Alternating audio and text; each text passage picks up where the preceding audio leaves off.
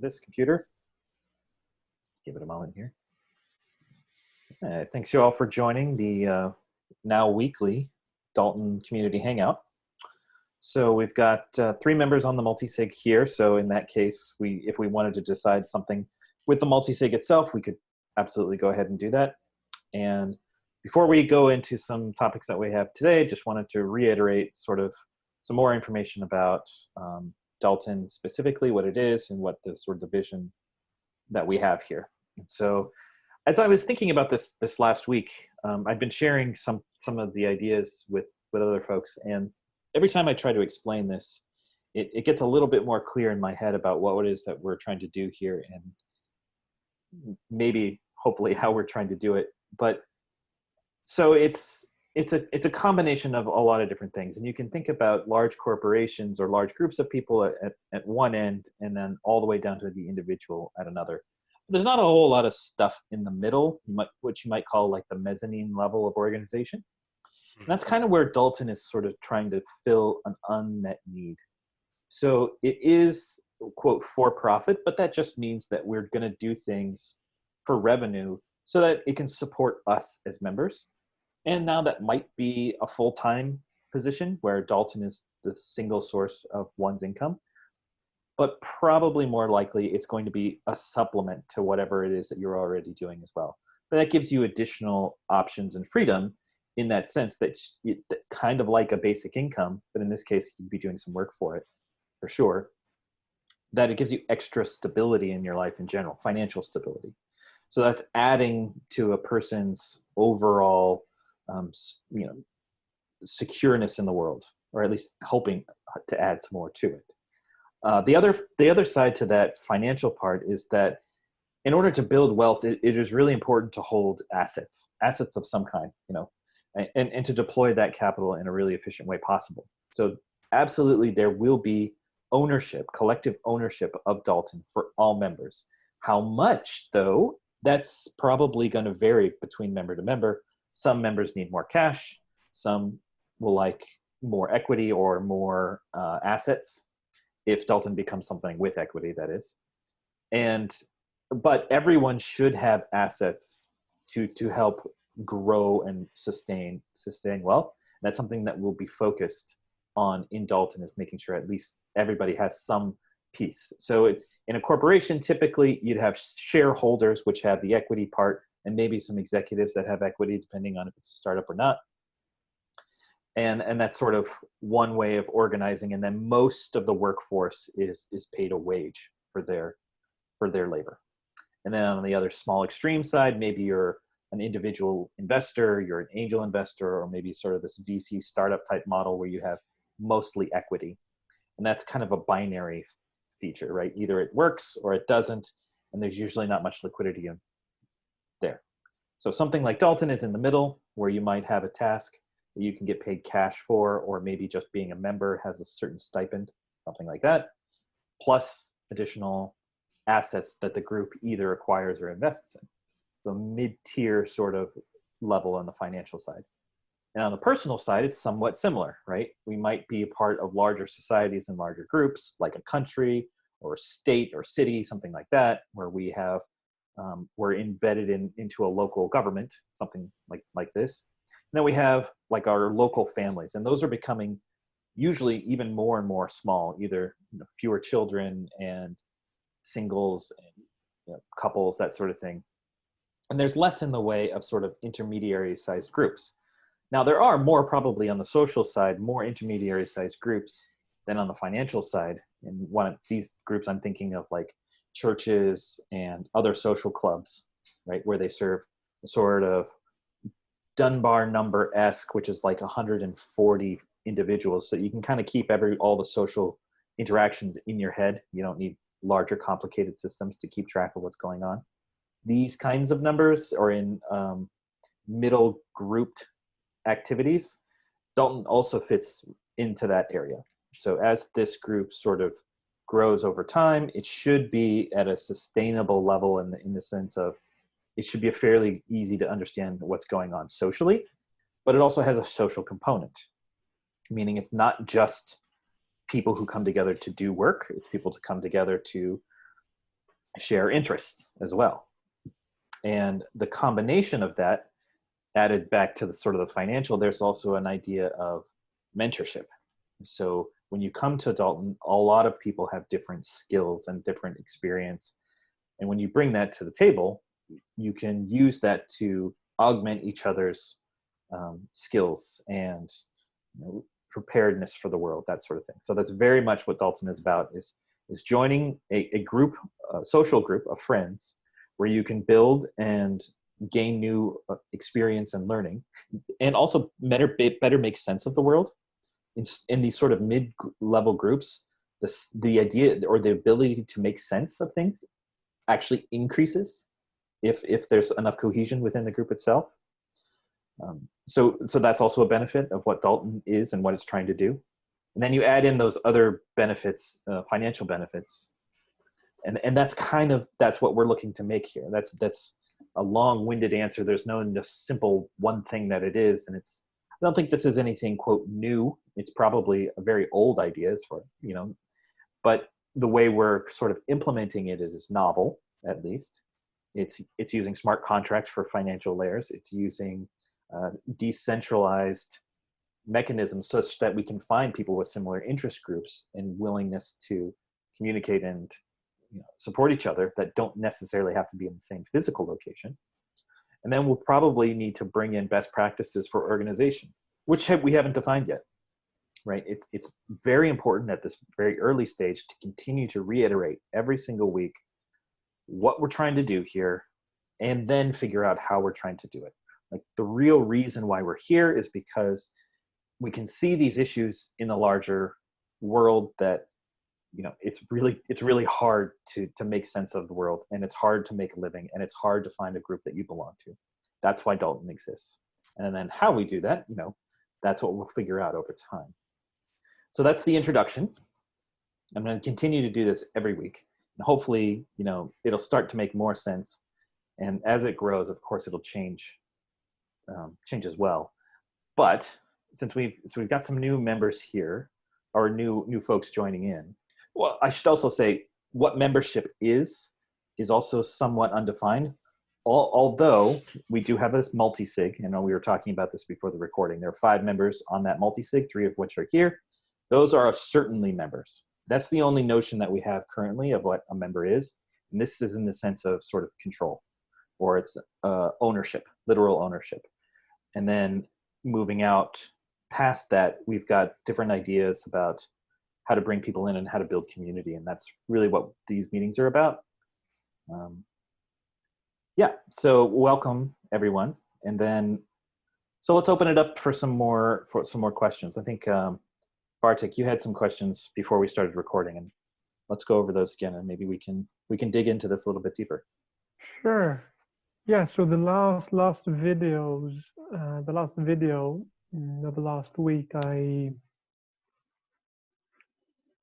talked about how there were certain rituals or requirements in order to join. And well, another question is, what is this multi-sig in the first place? Apologies if it's a stupid question. And the second thing is a follow-up question from last week of the various procedures you had drafted, let's say. Sure. Okay, so there's a couple things in there. What is the multi-sig actually? And then 2, what are some thoughts around, what does it mean to join? How do you join? Is there any kind of documentation around this? Is that kind of what I'm hearing from you? That's right. Yeah.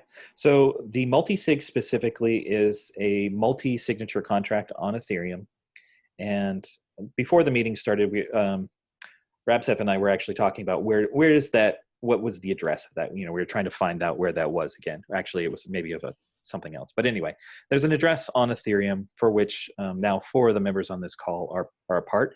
And it takes 3 signatures of any one of those 5 to execute a transaction on the Ethereum blockchain. And currently, we're in the midst of testing out that contract to make sure we're all familiar with it, that we understand how it works. And as soon as we have accomplished that, when we say, yep, I think we're ready now, then the star of Dalton will actually move into that multi-sig. and it will be collectively owned by at least those 5 members. And what that means is it will take a quorum of those members to create new planets from that star, or to move it, or to create, or to do any other operation defined in the Azimuth smart contract, which manages Urbit IDs. So that's what that is. Now, the processes and procedures, and let's say you call them rituals for membership, or even joining, or any of those other things.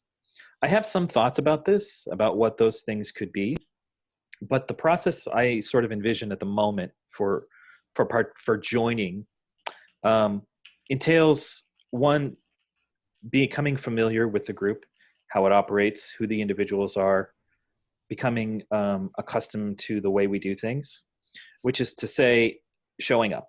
So in one of those ways you can show up is coming to these meetings where we talk to each other and share ideas. Another way is by participating in the group discussions and the chats.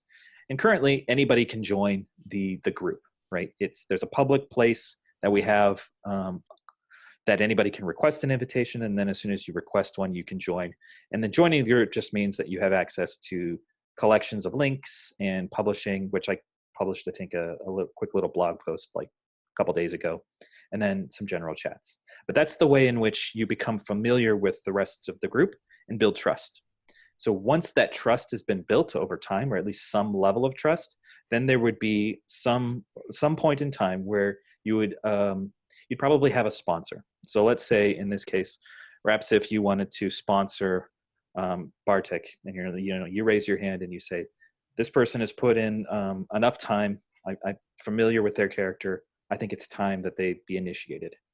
That would kick off some other process of membership, coming into the group in a more deep capacity, where you've already shown that your interest and commitment is at the level that the rest of the group is already at. Something like that would be like an initiation ceremony.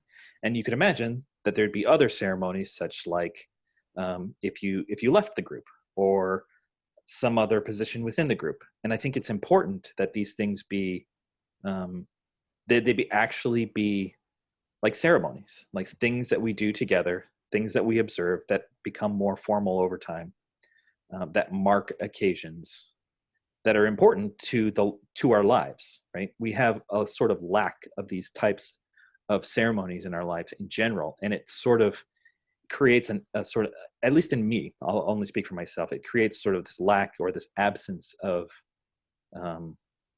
of community and tradition. And that's something I think the Dalton Collective should embrace. Does that answer your question? Is there any other follow-up questions for that? Excellent. Yes, absolutely. Cool. Thank you. I think Bartek, one of the things that I suggested as a potential prerequisite to joining the group was being able to navigate the multi-sig space. And so I think that might have been what you were referring to on the part that wasn't tracking. Basically, it's installing the required software to have a local copy of the software that we're using to interact with the multi-sig, so that you know that you would have a safe interface for engaging in multi-sig activities, as opposed to using like the cloud-based one that lives on the software provider's site. Yes, that's right. That's what I also wanted to know more about. Yeah, so we do have instructions on how to set that up. I don't know if that's something that we need anyone to do presently. That was kind of just me spitballing, but Okay, got it. yeah. Mm-hmm.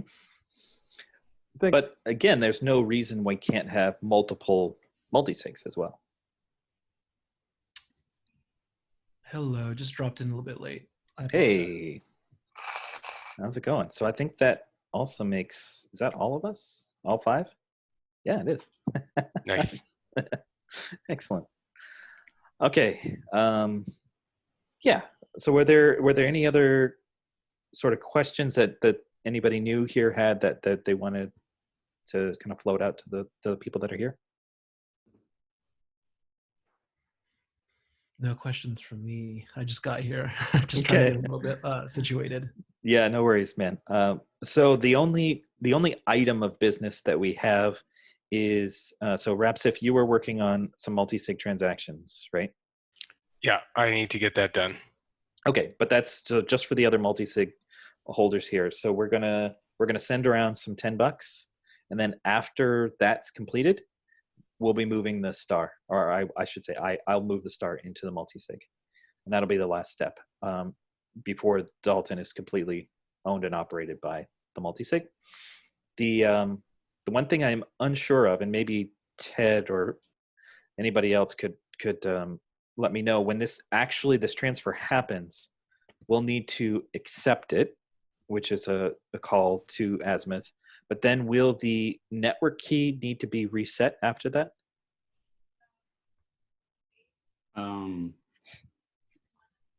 This is like if you change the Ethereum address that owns Dalton.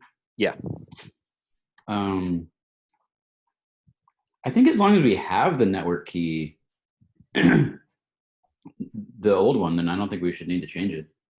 Okay. I'm not 100% sure about that. Like, be worth checking, but yeah, I mean, because it shouldn't, right? It's like if you just transfer your ship from one like Ethereum address to another one, and it's still you, like you shouldn't have to reset all your network stuff. Like it shouldn't matter. Yeah, I would assume imagine those that two was the things case. together. Yeah, Right. I'm assuming I'm making the same assumption. Okay, but even if it doesn't, we have a process to create a new one, which doesn't. Well, it will. I mean, it will require multi-sig action, meaning it would have to post some new public keys to Ethereum. But I have a process for that, so it should be straightforward.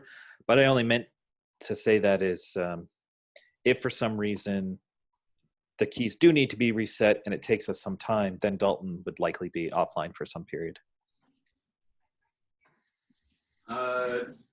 Yeah, for like an hour or something. It's sort of like DNS propagation. It might be a little longer right now, but it's somewhere between like 15 minutes and an hour, I think. Yeah, it's fairly quick. It's fairly quick. Hey, I've got a question I should have brought up earlier, but it's about transactions that would happen based on the multi-sig. And you'll have to remind me how Urbit deals with stars sponsoring planets. Like this seems like a community activity, like there's an abusive planet. How is that an activity that takes place on the Ethereum blockchain, or is that off-chain? We'd have to handle it in a way different from the multi-sig. I mean, in terms of kicking them off, like as a sponsor? Right. Yeah. Either sponsoring, like bringing them on, sponsoring them as the star, or unsponsoring them. I believe if they are to actually be kicked, then it would have to be that's on Ethereum, if it's an Azimuth transaction. But I think if for some reason, let's say a Dalton child, and you can still block them individually, like as ship to ship. Right. Yeah. Okay. Yeah. Okay, that answers my question.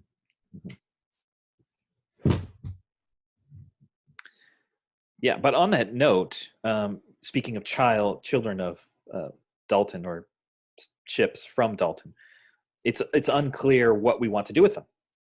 So that's probably something we should at least throw out some ideas. So one idea that I have heard in the past was that's how we can convey official membership would be to you could take an existing ship and then move it to Dalton as a sponsor, or have one come from Dalton itself. And there's probably some pros and cons to that, considering the planets are it's a resource, it's an asset, something that the collective could use for revenue.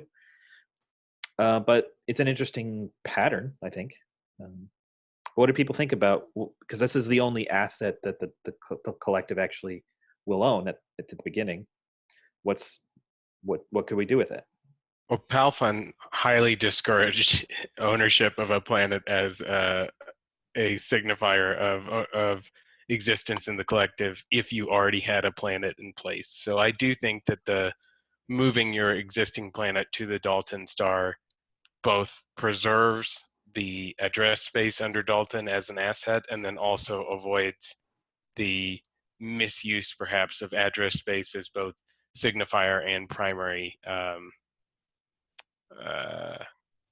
like primary name, you know what I mean? So if I had Reps of Bikram and another one that existed under Dalton to show that I was part of Dalton, that would be less positive. Well, we should be clear about what we mean by under here, because I think there's a potential for confusion, because the it's like your initial star, your initial sponsor should not need to be Dalton, right? Like you shouldn't have had to be born under Dalton. But I do think that like you have to escape to Dalton from wherever you were previously. That I think is a reasonable requirement for membership. Specifically because it's like that's the service that Dalton will be providing. So it's like, you know, the primary service that Dalton will provide is routing services. So it's like if you're not a customer of Dalton, then like what are you doing as being part of the collective, right? Like, yeah, like I feel like that kind of aligns the interests well. Mhm. Makes it more of a co-op. Yeah, that makes sense to me.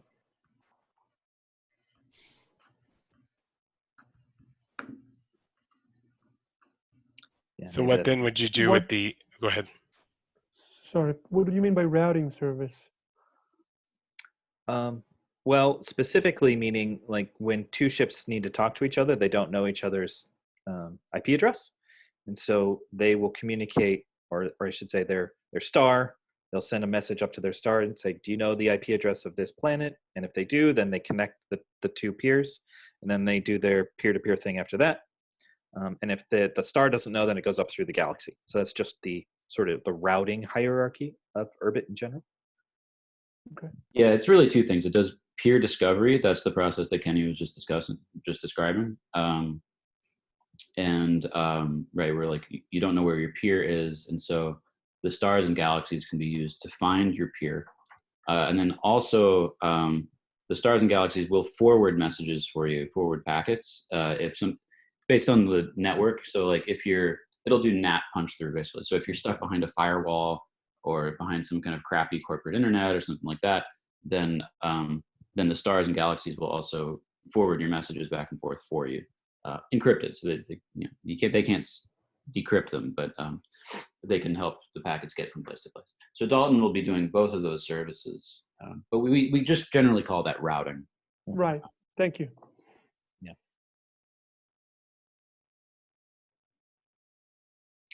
Well, if it on the note of what to do with the planets owned by Dalton, it seems that, I mean, as it's a for-profit collective and these are the primary assets, it seems like initially just the first thing that you'd want to do is to sell them. I mean, they're obviously some sort of asset, but if you had some sort of community decision on which stars to sell when, and then a community wallet, then you could use that as sort of a bank account. I'm not sure how that would work with like OpenSea or whatever service you use to sell ownership of the stars, but I don't know. That seems like a preliminary answer for what you do with the address space, the children of Dalton.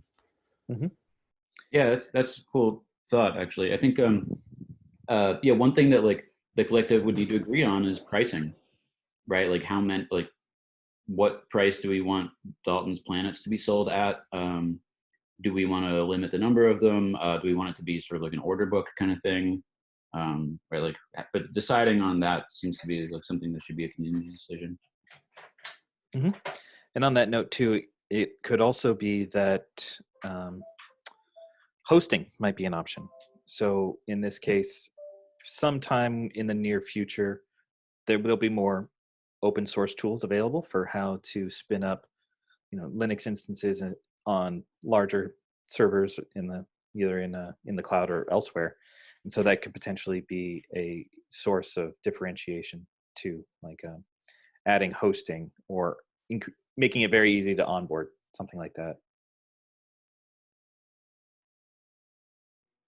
I'm also thinking of how Urbit in general started out with land grants for bug bounties and things, and if there end up being services that the collective needs to function, offering address space in exchange for those services.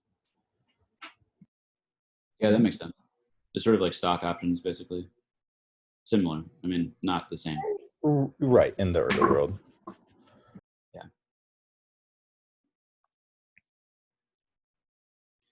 Yeah, that could be cool. it could kind of help make Dalton like a self-sustaining engine of profit. The that's like Sergey and the other guy that ran the Moscow Urbit meetup. I think they've done something like that. Like I think they've put up their own bounty for like IPFS Urbit integration, if I recall correctly, because they're doing their own crypto project and they sort of wanted to integrate with Urbit eventually. So I think there actually is a little bit of a precedent for doing something like that. Yeah, it seems if the metaphor is Urbit as digital land and Dalton is sort of like a province or a country, you can sort of see it as stars joining Dalton would be, parcels of land that would be annexed into the country or the province, and then parcels sold would be parts that leave it. Sort of the metaphor that comes to mind.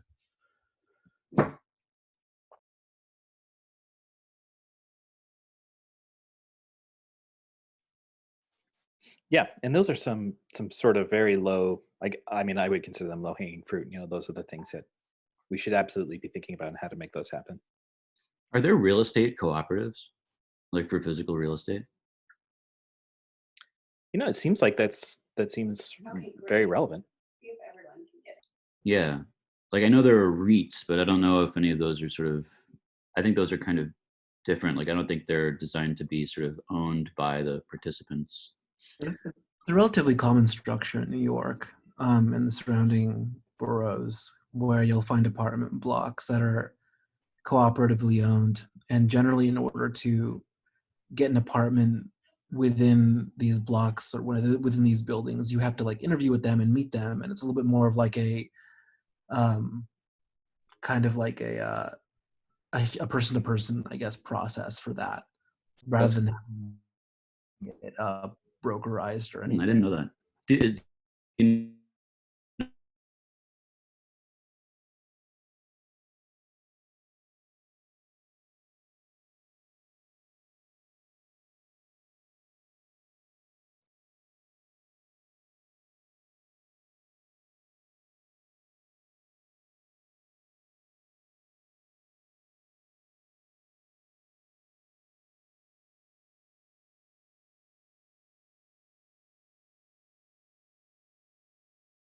Just sort of like corporate, risk, and like also like a community center.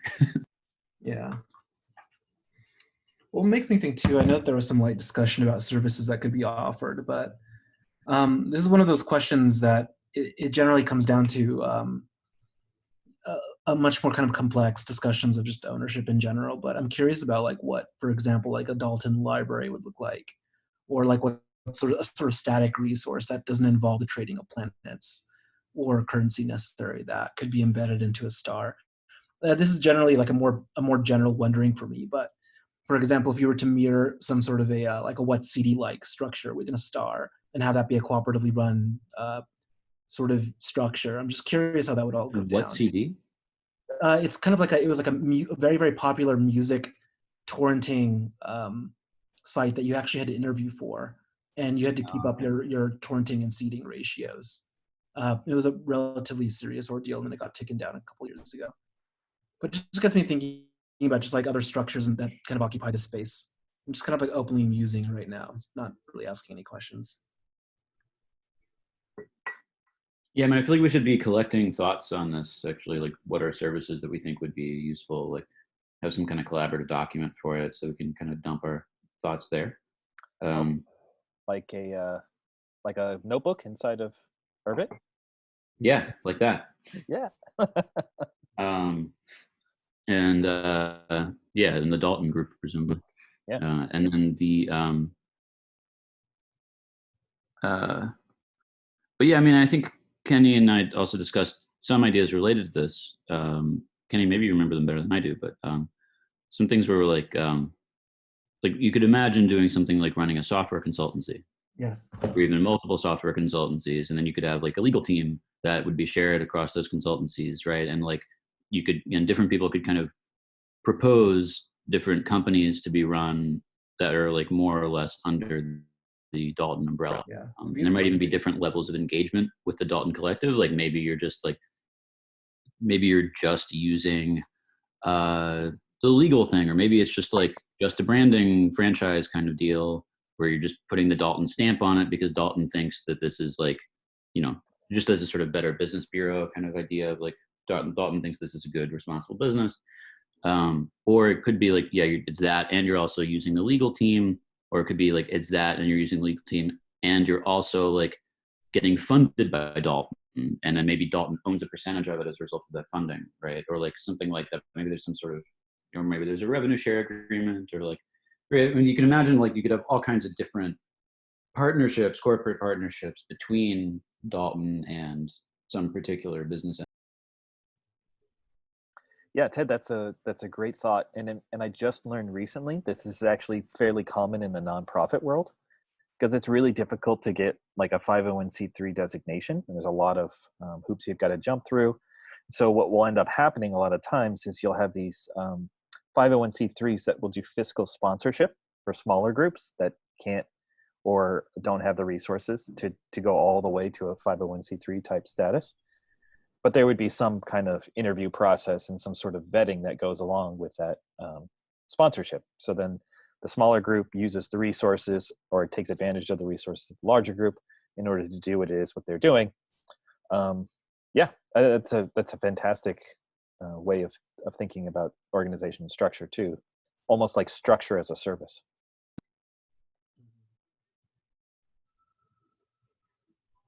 Yeah, actually, there could be a 501c3 wing to it eventually also. And I do think that I do get the impression that 501c3s take a lot of upkeep to maintain and are often not worth it even when you think they might be. But if it gets big or there's some like particularly big charity related thing that we want to do, then that could be a viable option.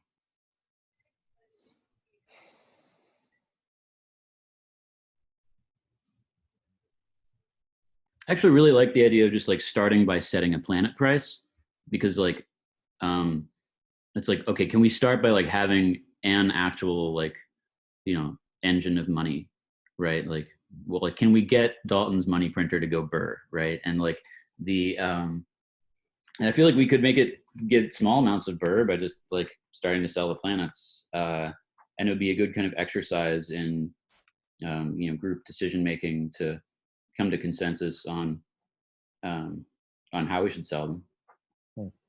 As you're speaking about this, Ted, one of the things that I've been working on from my professional side in Talon is helping communities on board. And I just recently went through a couple different onboardings with some people. And it seems like that's also could be a very useful service. So instead of just selling the planet, you could also sell an hour of time that sort of like guarantees you'll actually be able to get your planet up and running. I definitely help do that. And then I think that an expansion of the Hoon training that is available would be a reasonable extension of that idea. Yeah. That's cool. Okay, well, I think we've got some ideas. And I think what our actions should be as a consequence of this meeting is to go into Urbit, into the Dalton group, and create a board or like a notebook where we can start logging some of these ideas. You can just create one post per idea. It's just fine. And then you can comment and comment on those, and that's something we can bring back to the next iterative process and see what kind of ideas sort of shake out and what we might want to actually start doing now that we have a little bit more inertia behind the group itself. Does that sound like a rough plan? For sure. Cool. Can we all post in the same notebook? Is that how okay. Yeah. I haven't done a lot of group notebooking. Yeah. You can all create new ones. You can create individual posts on the ones that already exist. So in this case, I suggest that we, whoever does it first, doesn't matter, create like an ideas notebook, and then we can put ideas there. We can create an ideas collection, which is like, hey, this other group is doing interesting work.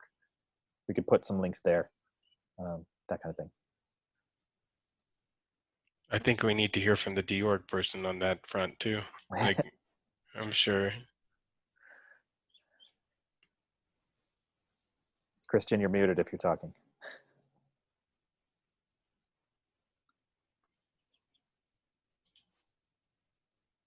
In any event.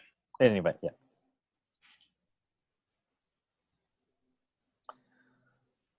All right. Well, let's see here.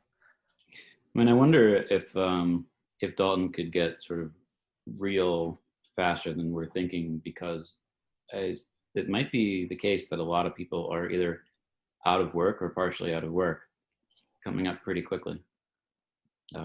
That's true.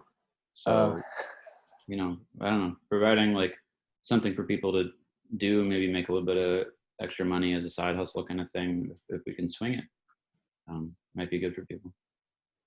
Yeah, that's very true, Ted, and that's something I think is rings true to me, especially if there's anything we can do as a group to ease the pain and suffering that is either here or likely to occur in the next several months. We should do it. It's going to happen too. I have one. Go ahead. One small question. Can a star kick out a planet that is sponsored under him? I think so. Or is it, yeah. Because if people join, right, you want also a way to end that relationship. Yeah. Yeah. Good. Perfect. Thank you. Yeah, either party can end it. So the planet can escape to a different star, and then the star can also cut off the planet's services. And the idea is that, it needs to be a mutually beneficial relationship for both parties. And if it's not, then either party can terminate the relationship. If a star cuts you off, then you can go and escape to a different star if that other star agrees to route for you. And it's the same with galaxies and stars. A star can escape from a galaxy to a different galaxy. Yeah, because I had some thoughts about being a quasi jurisdiction or legal, not in between Diet Collective and the world, but rather in between the planets that are part of a Diet Collective. So being an escrow account and stuff like this. Of course, if you can't really enforce at least some level, you can't offer these services for the members of a Diet Collective. But well, if you want to do an escrow service or something like that, then I mean, I don't know about the regulatory aspects of that, but the in terms of getting the trust model there, you could back some of that stuff with the blockchain, right? So it could just be that you use Dalton membership as part of a reputation system, so that so that there's to prevent sort of Sybil attacks. And that way, you can look and see somebody, if there's somebody who's been in Dalton for a long time and like they've done, 50 different escrow transactions and they've never screwed over the counterparty, then like, all right, they're probably pretty good. Yeah, and maybe even more than that. Maybe even, we talked about real estate before, maybe even two members of a Dalton Collective doing a real estate transaction over the Dalton Collective, and the collective is kind of being the supervisor, right? But that would be, of course, discussion for another time. But if there's openness towards such things, that would make it would open up, of course, loads of more ideas, right? Of course. Mm-hmm. Specifically, that Dalton Collective would act as an escrow account in between members, right? So not I between two planets and I as the escrow are part of the Dalton Collective, but rather the star is the escrow account, and so you can do stuff that's even more out there, let's say. Mm-hmm.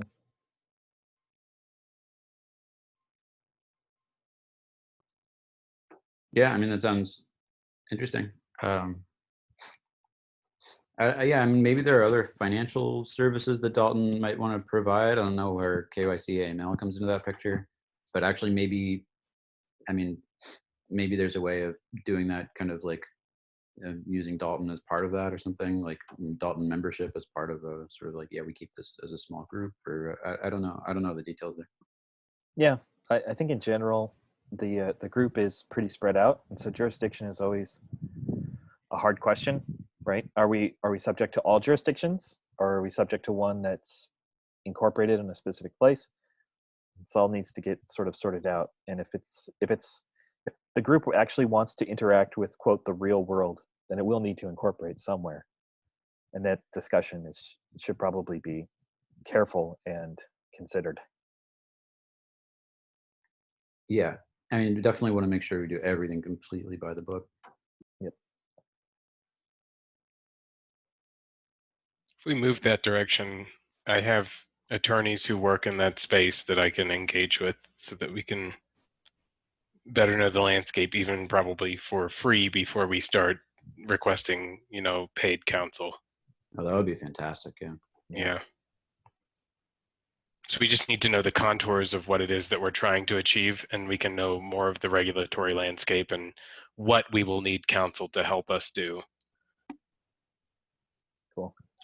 Yeah, we can also I can also ask like DORG folks like about it, because like we got the BBLLC in Vermont. Although like my impression is like you don't really need which BBLLC is blockchain based limited liability company. My impression is you don't really need like a special form of LLC. Like you just need to like get sort of like the agreements, foundational documents like tied to like whatever sort of technical governance process you're using. But yeah, that's also a route for counsel. Mm-hmm. Yeah, and in that case, if there's an LLC, then there could actually be actual equity as well.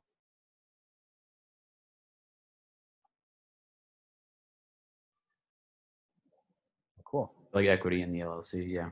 Yeah. Which you could either use for fundraising. Let's say we wanted to do like a build out of a portion of a data center with our own servers or something for hosting. That would be one reason to raise capital, or some other service that we needed. We got a question in the group chat. Would you try to hoard stars? That's my goal, personally. I don't. Better than hoarding like toothbrushes or something. And toilet paper. We get them all. I think stars are. I've always thought of stars as businesses. So do you hoard businesses? I mean, I guess you can, but I mean, it's also different, right? Because it is sort of like land. But even then, like, do you hoard land? I think it's probably better to be thinking about how to put it to use rather than trying to reduce supply necessarily. I think there's just more value to be made by putting them to work than by trying to make them scarce. And I think, especially with stars, as they, just as you say, do you try and hoard land? Well, some people might, but that would be because there's either mineral richness in that land, or you expect to like develop a subdivision on it that will then increase the value that will allow you to offboard the land. Stars are inherently providing a service to their subordinates, and so the more of them that you hoard, the more work you actually have to do to maintain that to make them worth anything. A dark star is not worth as much as a star that's actively offering service, right? So I at the very least, I think that there's some trade-off there where you have to make sure that the number of stars that you have is equivalent to the amount of time that you can put into servicing those stars and the planets underneath them.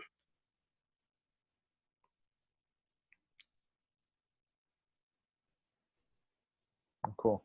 Well, this has been a great discussion, and I'm so happy that so many people actually showed up. So I think this is our largest meeting so far. But yeah, so for the next steps, please head into Dalton Collective group, open up that ideas notebook, and put in a couple of thoughts. I'll be sure to put in some myself. And yeah, we're going to do this on a weekly basis on Wednesdays at, let's see, was it 1 o'clock? Yeah, 1 o'clock on Wednesdays. And again, if it's just a sort of an informal chat sometimes, that's great. And if there's more substantive things to talk about, of course, I'll be posting these meetings to YouTube. I'm probably going to spin out a new YouTube channel for these meetings specifically. And then I'll post the link in actually created a collection for the links for the meetings themselves. So people can sort of stay engaged, and even if they can't make these specific meetings live. Cool. Thanks, everybody, and yeah, we'll see you later. Talk to you soon. Bye. Take it easy. Bye.